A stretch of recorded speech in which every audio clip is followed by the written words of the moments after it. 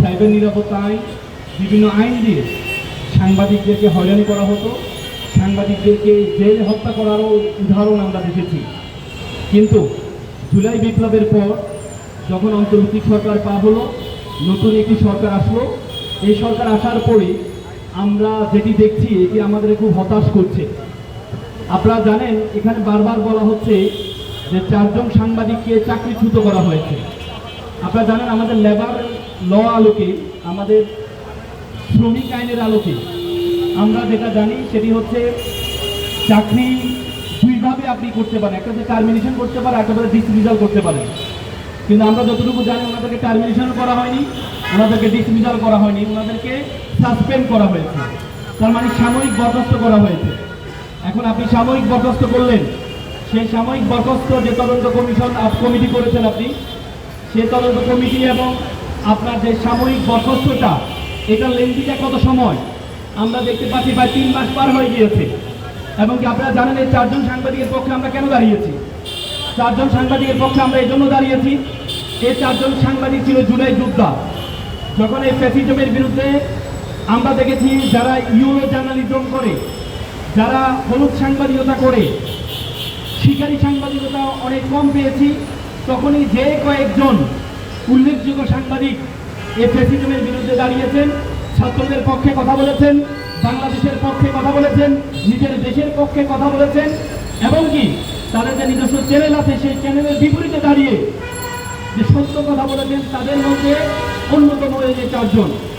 আমরা দেখেছি এই 4 জনকে কখন চাকরি থেকে সাসপেন্ড করা হয়েছে। আমরা দেখেছি নতুন সরকার যখন আসলো, নতুন সরকার যখন শপথ গ্রহণ করলো, তারপরে সাসপেন্ড করা হলো। তার মানে আমরা কি দাঁড়াই? আমরা এটা দাঁড়াই যে ওনারা হয়তো নতুন সরকারের পক্ষে দাঁড়াতে পারেননি, নতুন সরকারকে তেলবাজি করতে পারেন নাই, এজন্য ওনাদেরকে সরকার আসার সাথে সাথে ওনাদেরকে সাসপেন্ড করা হয়েছে। আমরা বিএনপির আমাদের যে বর্তমানে সরকারি দল, তাদের যে 31 দফা দেখেছি, তাদের যে ইশতেহার আমরা দেখেছি, যে 31 দফা এবং ইশতেহার এবং বেগম জিয়ার 2030 যে ভিশন, সে ভিশনের আলোকে ওনারা মত প্রকাশের স্বাধীনতাকে সর্বোচ্চ প্রাধান্য দিবেন বলে ওনারা ওনাদের ইশতেহার এবং 31 দফায় বলেছেন।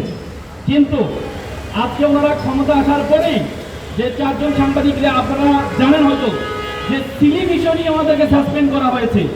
ওনারা নাকি নিউজ রুমে রাজনৈতিক কথাবার্তা বলেছেন, ওনারা নাকি ফেসবুকে পোস্ট দিয়েছেন। ওনারা যদি ফেসবুকে পোস্ট দিয়ে থাকেন, এটি যদি ওনাদের চাকরির নিয়মের বরখেলাপ না হয়, আপনারা জানেন পাগল এবং শিশু ছাড়া কেউ নিরপেক্ষ নয়। যদি সাংবাদিকরা যদি মনে করে যে সকল সাংবাদিককে নিরপেক্ষ হইতে হবে, তাহলে যারা আজকে সাংবাদিক পরিচয় দিয়ে কষ্ট করে এবং বিভিন্ন দলের তেলবাজি করে, তাহলে তাদেরকে তো আর সাংবাদিক পরিচয় দেওয়া যাবে না। আমরা মনে করি আমরা কোনো প্রত্যেকটা মানুষই পাগল এবং শিশু ছাড়া কেউ নিরপেক্ষ নয়। তো সুতরাং প্রত্যেকের একটা মত থাকবে, আপনি মত প্রকাশ করবেন, আপনার ভার্চুয়াল জগতে আপনি মত প্রকাশ করবেন। এই মত যদি কারো বিপক্ষে যায়, তার মানে বিপক্ষে গেলে খারাপ হয়ে যাবে, আপনি তাকে চাকরিতে সাসপেন্ড করবেন। দেখেন সবচেয়ে মজার বিষয় হচ্ছে ওনারা আমাদেরকে ডিসমিসাল করেন না বা টার্মিনেশন করেন নাই, ওনারা আমাদেরকে ঝুলিয়ে রেখেছেন। ঝুলিয়ে রাখার উদ্দেশ্য হচ্ছে ওনারা ওনাদের কর্মস্থলে যেতে পারবেন না। কর্মস্থলে না গেলে কি হবে? তাহলে ওনারা যে বিপ্লবী চেতনা, ওনাদের যে চিন্তা, এই চিন্তাটা যেন মানুষের মধ্যে ওনারা প্রকাশ করতে না পারে। যদি এমন হতো ওনারা কোনো অপরাধ করেছেন, তাহলে আইনের আলোকে ওনাদেরকে ডিসমিসাল অথবা টার্মিনেশন করে। কিন্তু আপনি ডিসমিসাল অথবা টার্মিনেশন না করে আপনাদেরকে সাসপেন্ড করে 3 মাস ঝুলিয়ে রেখেছেন, তার মানে আপনার উদ্দেশ্য খারাপ। আপনার উদ্দেশ্য হচ্ছে ওনাদের বিপ্লবী চিন্তা, ওনাদের মুক্ত স্বাধীনতা, ওনাদের কথা বলার স্বাধীনতা, সেটাকে খর্ব করে, সেটাকে সুস্থ করে রাখা।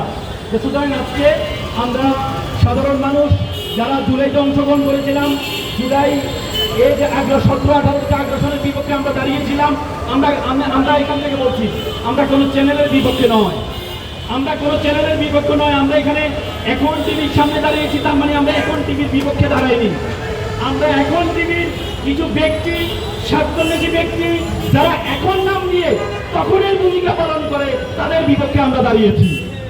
সুতরাং আমরা মনে করবো আমরা তাদের যে সিদ্ধান্ত, এই সিদ্ধান্ত তারা বিবেচনা করবেন এবং যে 4 জন সাংবাদিক জুলাই যোদ্ধা তাদেরকে অতি বিলম্ব না করে তাদের অতি দ্রুত তাদের চাকরিতে বহাল রাখা হোক এবং তারা যেভাবে মুক্ত স্বাধীনতার কথা বলেছেন, মুক্ত চিন্তার কথা বলেছেন, সেই মুক্ত চিন্তাটা নিশ্চিত করার আহ্বান জানিয়ে আমার কথা আমি এখানে শেষ করলাম।